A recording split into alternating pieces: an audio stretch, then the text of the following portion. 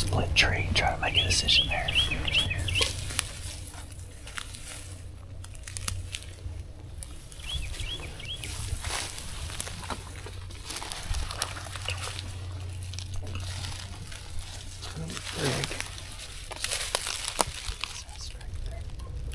A lot of fresh tracks in it too. Alright, Warp and I have spent early part of the morning here cruising around just looking for a good spot to get into. We didn't find much this morning, but yesterday he filmed a nice buck over here, so we've decided we'd jump in here and sit for a few hours into the afternoon maybe. There's a lot of good sign over here, some heavy trails coming in here. Big old scrape right there.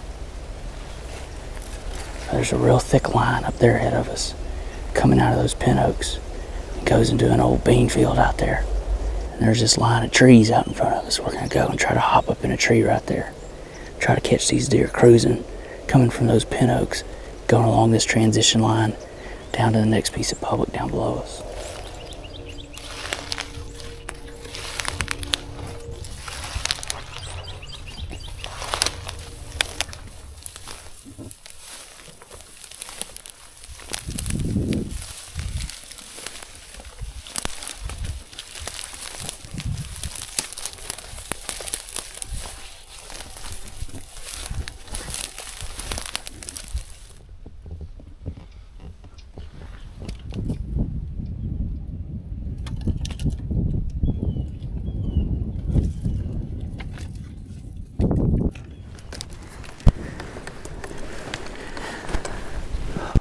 I'm an athlete from way back. I said I'm an athlete from way back. Way back in my time.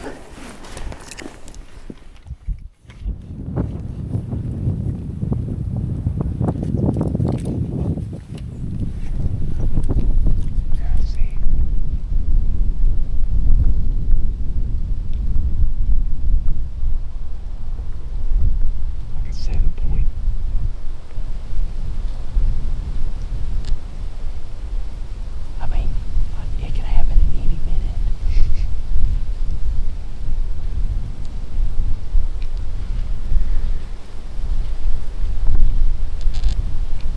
Two-year-old? Yeah, 2-year-old 7-point look like. It's a tough spot they come through there. Tough spot. Not much we can do with them up there. No, admire them for all their glory. Whenever you're ready, I need you to face me and give me a talk. All right, everybody, welcome back to another one of Warb and Nick's wild adventures. We're up here in this giant willow tree. It only took one stick to get in. It took 0 sticks, actually. I left the stick in the limb. We just fished our way up here. When we were walking into this spot, we had a small buck chase a doe right by us, I don't know, 50, 60 yards. Me and Warb just sitting up here goofing around, really, as we're getting settled. We're talking about how this can happen at any minute.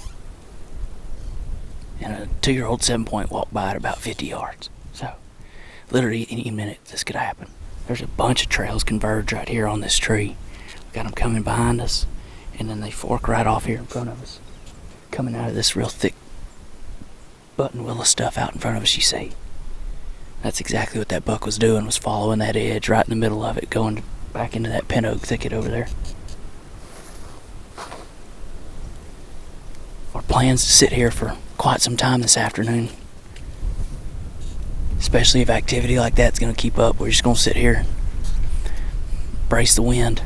It's been an eventful 5 minutes so far, so we'll check back in after some time. But like we said, this could happen at any moment. It's the rut. There he is. He's coming. Yeah. He's on that trail out there. It's that 7-point.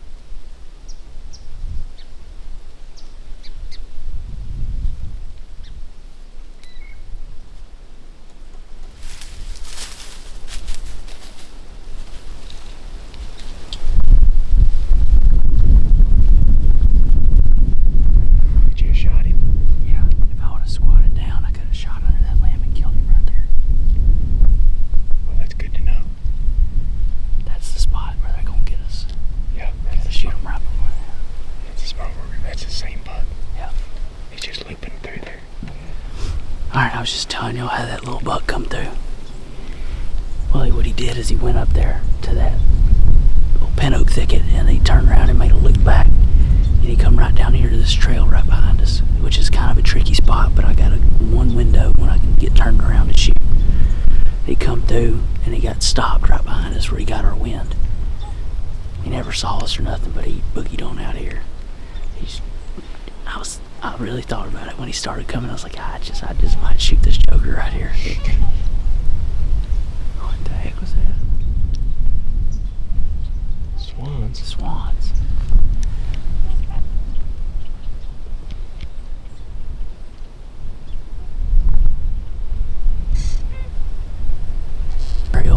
He stopped right on the edge and surveyed this whole opening before he come out in here.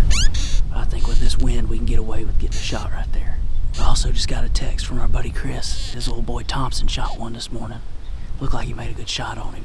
We hadn't got a word on the recovery yet, but I think they're giving him a little bit of time before they go get him.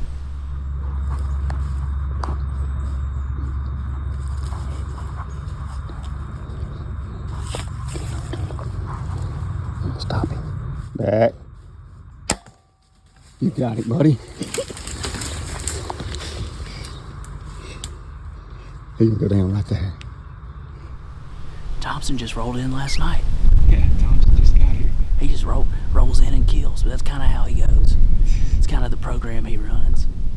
Y'all might recognize Thompson. He's the turkey belly flopper from last spring. We might get a little clip of him belly flopping on that turkey there. Kill him if you can. Go get him. Go put your hand. Go get him. Go get him. Go get him. Go get him.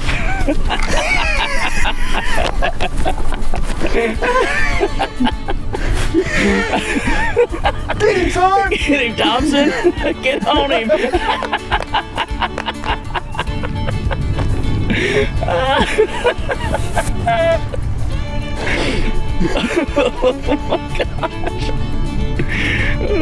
Don't let him get up.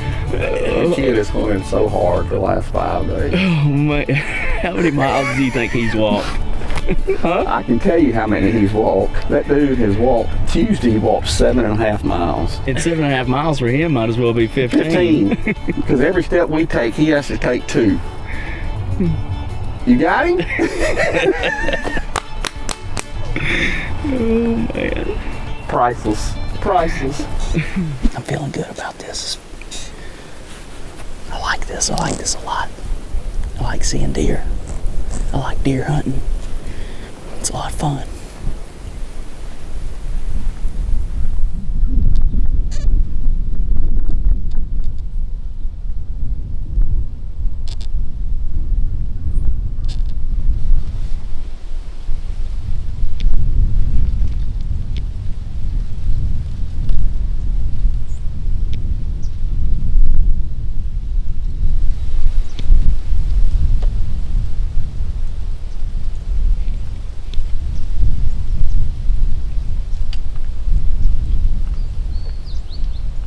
Getting down.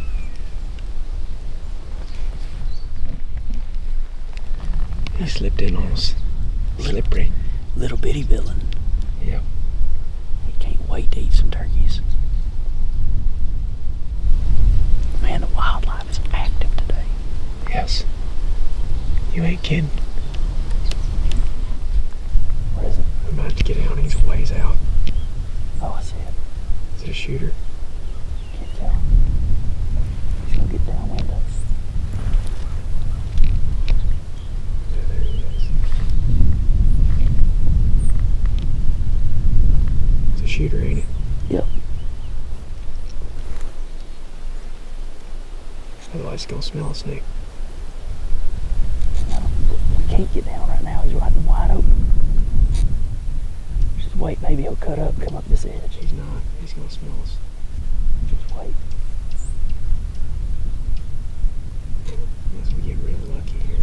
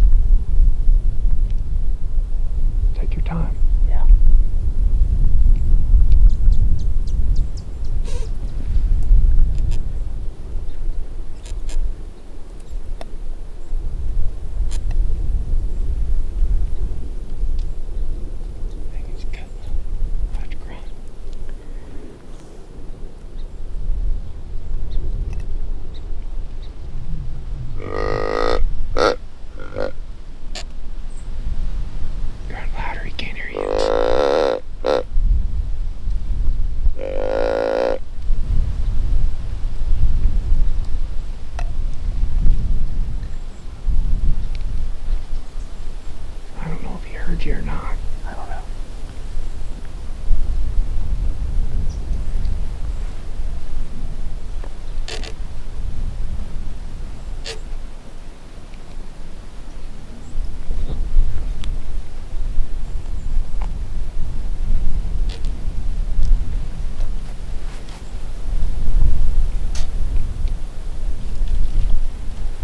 Yeah, here he comes. What?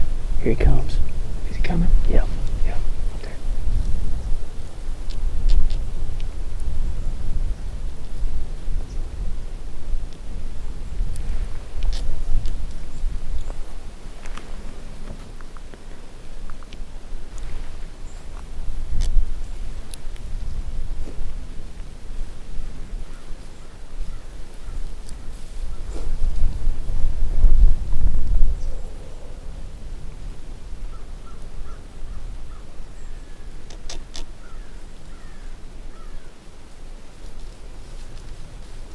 He's gonna come left. Yeah.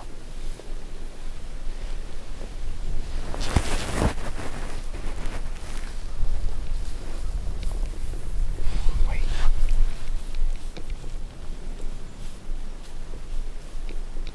Come on.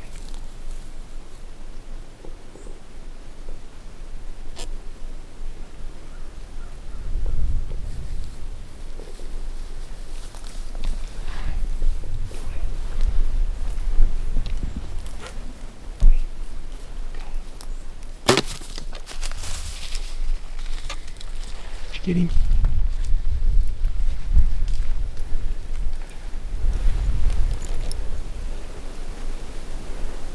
We can talk about clothes, boy. I can't see him right now. Can't see him. Oh, I see his head.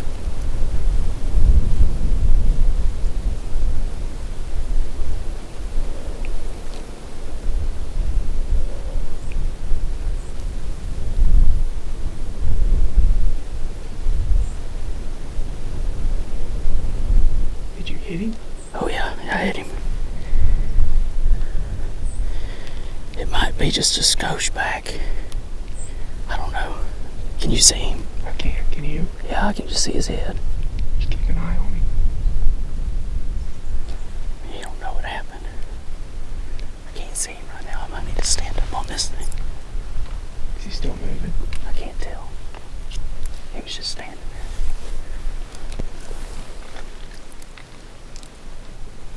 I see his antlers. I see his rack. Standing there. Yeah. Just looking around. That ain't good.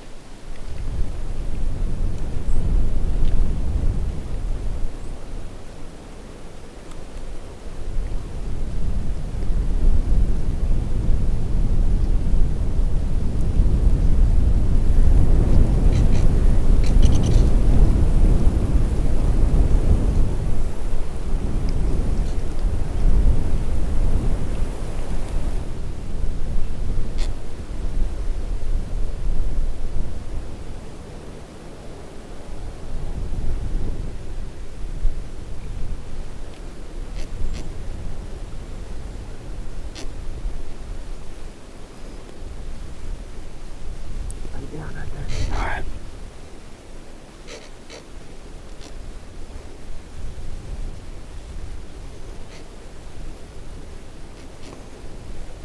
Okay, that all happened real fast.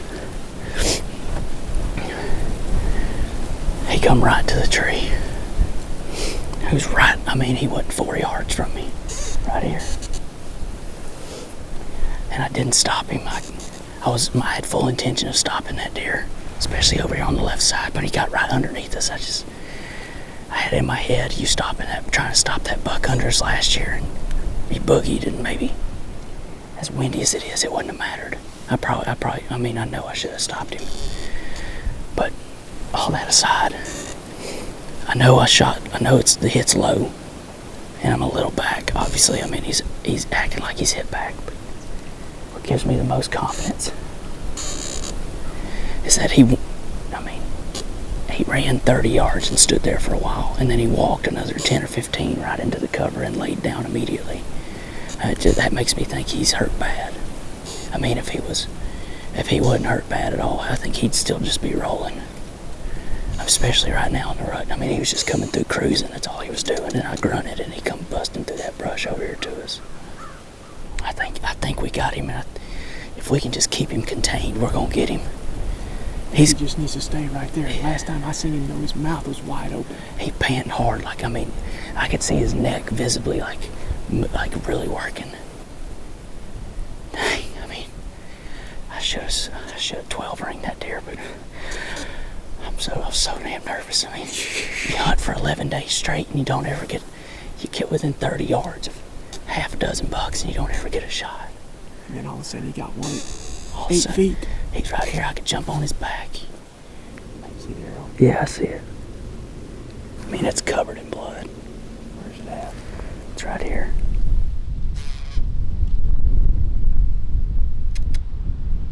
Alright. We're just going to leave everything in the tree, stand-wise. We're going to take the bow and the cameras. We're going to slip out of here, get to the car, go back to camp, watch this footage on a big screen, and just give this some time. And that'll really tell us what we want to do from there.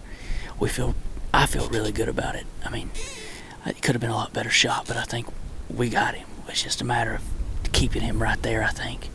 It's getting extremely windy now, and it's going to get windier as the day goes on. I mean, like 40-mile-an-hour gusts today, so even if he is still alive, I feel like I should be able to pick my way in there, even if I go by myself and Warb hangs back and I just go on my sock feet and tiptoe in there. I think I could maybe get another one on him.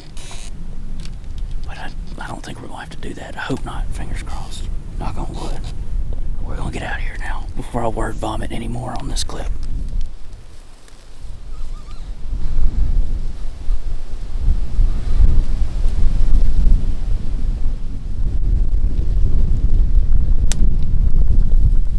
Smells fine. It's got bubbles, some bubbles in it. White hair on it though, right? Yeah. White hair, thinking it shot out the offside of the belly. Slow exit for sure. Yeah. Ought to have some blood though. Yeah, I mean, it smells fine. Get that sniff. No, it smells fine. Yeah.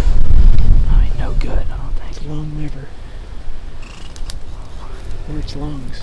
Yeah, or it could just be Just low. Straight lung and low. Yeah. Backside of the lungs.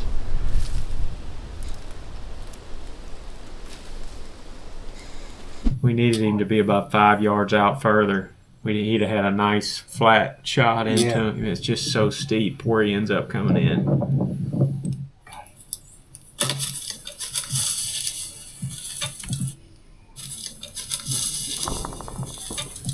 I think he's just so steep that it comes out low. Yeah, caught up right here and then come out here. Yeah, yeah. If that thing hits him right there, it just goes through everything. But it's like you almost got to hit him at the top of the backstrap. He's so where the backstrap meets the. Yep. He's so steep. Hindsight, I just should have stopped the deer. I mean, you didn't hit very far back. You hit right behind his shoulder. But you know his shoulder's way back. It changes if you're shooting behind the shoulder, then it changes it this much. Yeah, that's right. All right, it's been about 3 hours, maybe a little more. We went back to camp, rewatched the footage, just gave it more time. We feel better about it now, going back, being able to get it on a bigger screen, frame by frame. I don't think it's as far back as I initially thought it was on an initial shot. If anything, it's a little low, just because when they're that close and that far beneath you, I mean, Warb was saying earlier, you know, your quick kill zone goes from being, you know, from here to here to half of that.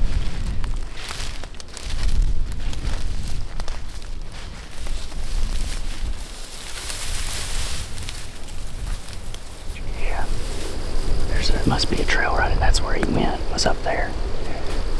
It should be right over there.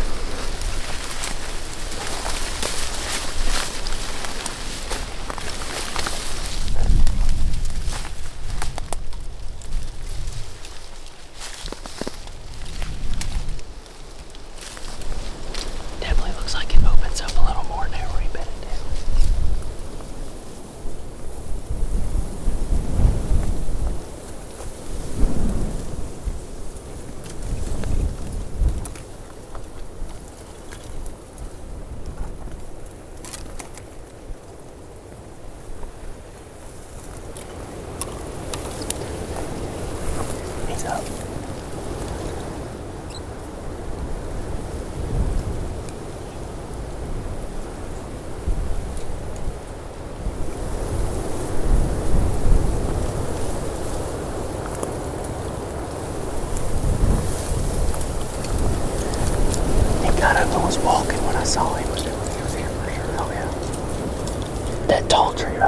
must have been right underneath it. He was walking away. I mean, it's so thick, I don't think we're going to be able to get up on him to get a shot.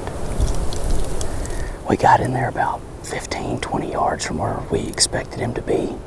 And I looked up ahead through the brush, and I could see him walking away. Not fast, not running, just walking real slow, head kind of down, tail tucked, slipping up in there. So I expect he just heard us coming and could have thought we were another deer or whatever, didn't want to be bothered. I had no chance to get a shot. I mean, if he just would have been standing there, I probably could have weaseled one up in there on him, but Just super thick. it's real thick buckbrush in there. And it didn't seem like he didn't get up and bound off, you know. It's like he was just easing off. So I think, you know, just leaving him alone, you could get another bed pretty quick, lay down. And we're going to give him substantially more time now, like another 3-4 hours, even not to even come back till the last hour of daylight. At least. I mean, it's going to be cold tonight if we had to. If we talk about it enough, we could even come back in the morning. I mean, It's been 4 hours since the shot now. Yeah, Maybe more. just about 4 Friday hours. at 4.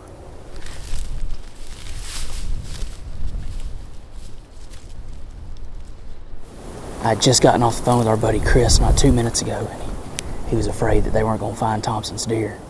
And he just called me back and said that he found the deer and he hadn't told Thompson yet. So he was about to tell him. He said he's going to be pretty tickled. So waiting to get that phone call and that picture. He told me Thompson was pretty down, just walking by himself looking for blood.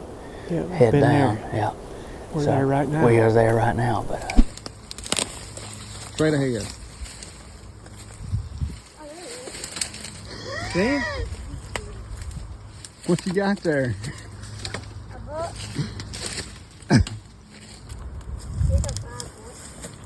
That's a good one. they got him, so that's good. That's number one. One of our dilemmas right here is we got the chunk of private right here, and I feel like there's a good chance that deer could end up going in there. So we know where the landowner lives. We're gonna go pay him a visit, talk to him, see if they would mind if we track this deer in there. If we know he goes in there, if we could just go get him. He said, go get him, do whatever you gotta do. We can even park and access from his property. Oh, really? Oh yeah, he said he's got a good road with a mowed path and a crossing Yeah, I going saw over that. the creek. Yep. He said, do what you gotta do.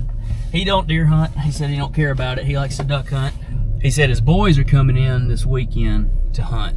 He said, as long as you're out of there by then, he said, I don't care what you do. Go in there and go get him. He said, is he a good deer? I said, yeah, he's a good deer. I like him. He said, I'll tell you what, $100 a day, I'll let you hunt there all you want. I said, I'll pay you $100. He said, I can't. He said, I can't do that. My boys would shoot me. But I said, well, you tell him there was a monster came out of there yesterday. Yeah. So he's a super nice guy. Looky there.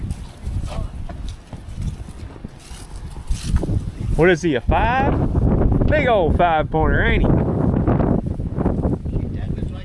You called the shot. It went in right there and Out his hind quarters. Yeah. didn't hit no He had one. not been dead long. Now it's your turn, Emerson. I'm going tomorrow. Oh boy. We found an 8-ball in the woods and we asked if I was going to kill a 10-point and it said yes. Signs point to yes. Found an 8-ball in the woods and it still works. And it still works. Man, Keep it. that's good mojo there. That might just need to stay in the deer camp. Yeah. Lucky 8-ball buck, Thompson. My first archery buck. That's your first archery buck. Yes, sir. I didn't know that was your first one. 5, 1, 2, 3, 4, 5. Got that brow tine on the one side, don't he? Yes, sir.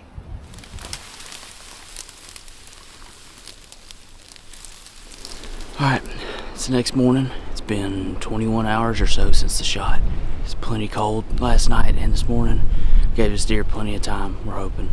We're about to slip into the last bed where we saw him get up at.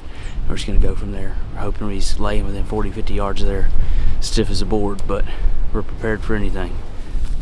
Buck was standing right here. Nick was sitting right there.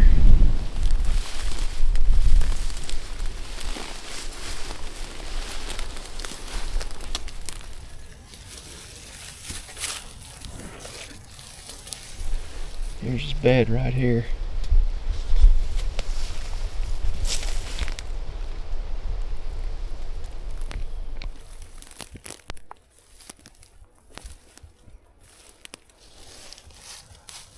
blood's right here and right here. So and here. So it seems like it's going this way. Where's that? Here. I mean, here on the grass. I didn't go through any of that, really. I just like He's along on the this edge. trail right here. That's definitely blood, right? Yeah. There's the mad down in the I mean, I'd call that. you call the dog right now? Yep, I probably would. We found his bed in there from yesterday, the one that we bumped him out of. But when he got up, like we said, he was just easing off through there, and Nick found one drop of blood on the trail that he was walking off on. But it's tracking on hands and knees in there, in that thick buckbrush behind me. Very difficult situation to track in. We called a dog tracker, and we're waiting to hear back. If they can't get in here today, then we're just going to have to get in there and grid search and try to find him. We don't want to start grid searching though and gomming up the track in case we do get a dog in here. So we're going to go back to the truck, drink some coffee, and wait to hear back, and then we'll make a decision from there. We ain't went but 20 yards past that bed because the deer's dead. The dog, especially if it can track off of that gland in its foot, that dog will go straight to it. So we'll be back, more waiting. Really want to recover this thing and figure out what in the heck that arrow hit. It's always these funky hits, often steep angle hits. Very difficult. Holy cow, there's like 10 right in front of us. I mean, if they get right over there and drop down, Yeah, we'll know right where he is. we're gonna know here in a second, real soon. But that wind is coming straight from where that deer went and going right to these buzzards. And we've been watching them for 20 minutes. And it was one. And a second ago, there was maybe 15 of them. And they're just slowly working into this wind. The wind is ripping. So so we're sitting here, we're talking to trackers, several different trackers, trying to see if anybody can get here. These buzzards just started showing up. So thinking we might be able to just watch these things, and if we see them go down over there and just go land in a tree in the near vicinity where we think that deer went, we're just gonna run in there. Lane's buck the other day had only been dead for like 30 minutes to an hour and Yeah. already had buzzards on it. I'm sitting up there in the truck watching these buzzards fly around, and I saw them just sitting over here on this side, which I don't think the deer came over here to this side, but there's a bunch of them just sitting over here, so I figured I'd walk over here and come just poke around and see. I just found a carcass here. I don't think it's him. It's a buck though. Jeez, it's a big buck.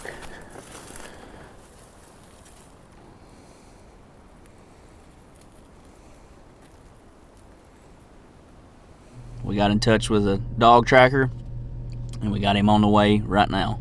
We looked at a buzzard lead. Yeah, we followed a buzzard lead, found somebody's really big buck that they had shot. I'm assuming somebody shot it. It could have been injured some other way, but we thought maybe those buzzards were drifting over to this deer because they were going into the wind right to where we think the deer is, and don't think they're on him yet. But dog tracker should be here 15-20 minutes, and we're hoping we can get him in there on that line and should go straight to it, and hopefully we have a dead deer. But it's been over 24 hours. It's been nearly 26 hours since the shot.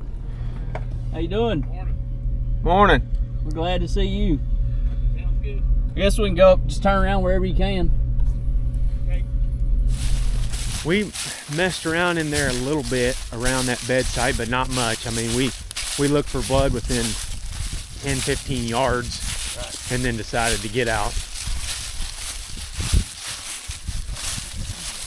You did the right thing. You may be dead in 50 yards, or you may be another 500.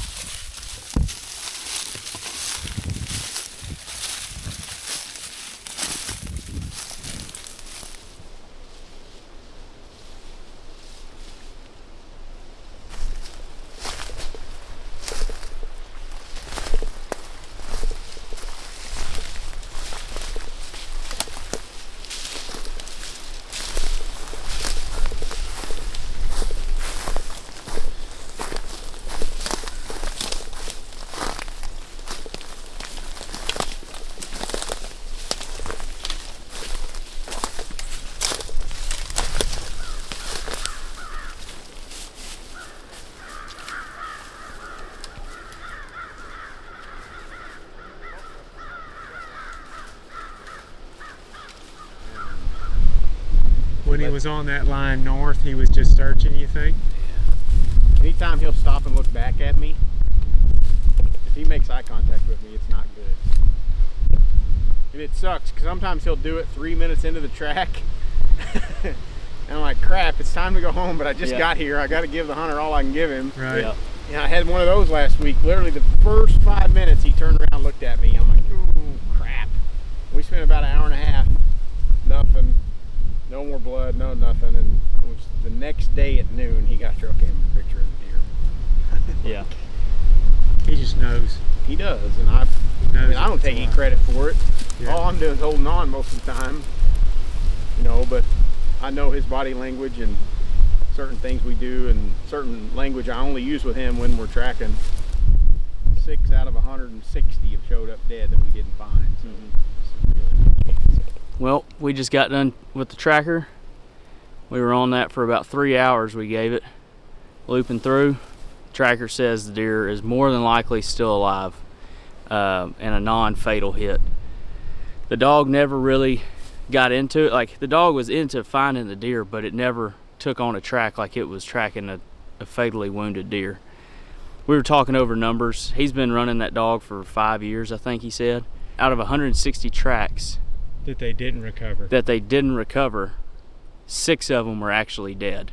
That wound up found dead. dead later. Found dead later. Every other deer was like seen again on camera or killed it, like one last week. Tracked one for a mile, and then the next day the kid killed it. Came back in, same stand, and he killed it. If there's any silver lining in any of this for me, it's that the tracker feels confidently that the deer is gonna live, that he is still alive, and it's not a fatal wound. He knows more than I do. He does it every day and has been a part of hundreds. That's gonna do it for me though on this trip. I'm punching my tag, I'm done. I'm not gonna continue to hunt and try to shoot another deer, even though we believe it's a live deer, that he's not gonna die from this wound. I'm not gonna go try to kill another one, try to shoot another one. I'm just gonna call it good, punch my tag, and that's it, and go home. Now, what I'll say I've learned from this is that was the first time I've ever had a deer at that steep of an angle to shoot. It was the closest I've ever been when I shot a deer, and I've never had one that steep of an angle. And what I learned in that is that, you know, your kill zone just really compresses down, and you just got to be absolutely sure of your shot. And one thing I was not in that moment of just the haste of it all was not sure, because in hindsight I really wish I would have stopped the deer and got the shot that I wanted, instead of following him even though he's, you know, 8 feet away and the arrow's going to get there in a blink. That still hit further back than I wanted to, and then now know that I needed to be aiming higher as far as lower, just because the kill zone is getting so compressed there. But that's just part of bow hunting. It's part of things you learn. It's the first time it's ever happened to me. I hope it's not the last time I ever have that kind of a situation. I have one that close, and I have to make that decision. But I definitely learned something from this, and I hope anybody watching can learn something from that, and you can try to look at this shot and what happened and put it into practice if you ever find yourself in that kind of a situation, and in turn you put a fatal shot on a deer, whereas I did not. So our best guess, though, talking with him and looking over the footage 1,000 times, is that it's like clipped the edge of one lung potentially, and came out really low, or it just simply grazed straight down the side of it. Yeah, because it was so steep, it could have just grazed right down the side of his belly, so went in and then popped out the bottom of the belly, and just a flesh wound essentially. If I'd aimed 4 inches higher, we would have watched the deer fall over dead yesterday morning, and I'd be at home right now. Yeah, I definitely learned to practice that shot. Nobody ever practices from 10 feet up shooting straight down underneath you. Put your block under you, and you'll see how that circle is going to compress so small. Yeah, you shoot a little you're no dot. longer shooting at a basketball. Yeah, you're shooting it like a basketball cut in half. Exactly. So that's something I'm going to practice. I hope it can be a learning tool for everybody. It's definitely going to help me. I'm sure it's going to help Warb. But all we can do is just keep hunting and learn from what we've done and what didn't work and what does work, and then keep going, because that's just the way it is. Yep. So I hope y'all enjoyed this series of videos. I know I enjoyed it. I know Warb enjoyed it, and Jake, and we had a great time here. We saw a lot of good deer, had a lot of really good hunts and good encounters, and unfortunately we're just not going to wrap a tag around this one. We'll keep on. The sun will come up tomorrow. Yes, it will. So we'll see y'all. Onward and upward. Onward and upward. We'll see you on the next one.